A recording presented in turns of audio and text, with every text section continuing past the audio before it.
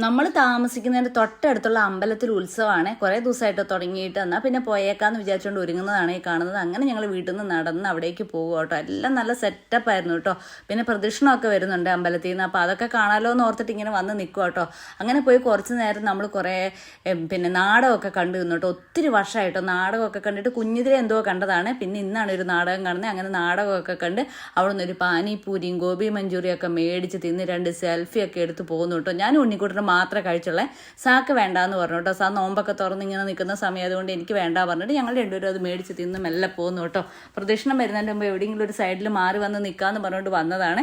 അങ്ങനെ അവിടെ നിന്ന് നടന്ന് ഞങ്ങൾ വേറൊരു സ്ഥലത്ത് വന്ന് നിന്നു കേട്ടോ. ആനയൊക്കെ ഉണ്ട്. അപ്പോൾ ആനേനെയൊക്കെ കാണാൻ വേണ്ടിയിട്ട് അതിൻ്റെ ഇടയ്ക്ക് കുറച്ച് പൊരിയും കുറച്ച് ഹൽവയും കുറച്ച് മധുരമുള്ള സാധനങ്ങളൊക്കെ വാങ്ങി കൈ പിടിച്ചു കേട്ടോ. അത് വാങ്ങാതിരിക്കാൻ പറ്റത്തില്ലല്ലോ, നമ്മൾ ഉത്സവത്തിനല്ലേ വന്നത്. നിങ്ങൾക്ക് ഞങ്ങളെ ഇഷ്ടമാക്കിയാണെങ്കിൽ ഒന്ന് സബ്സ്ക്രൈബ് ചെയ്ത് സഹായിക്കണം. എല്ലാവരും ഒന്ന് സപ്പോർട്ട് ചെയ്യണേ. അങ്ങനെ നമ്മൾ പ്രദക്ഷിണം കാണാനിരിക്കുന്നതാണ് ഈ കാണുന്നത്.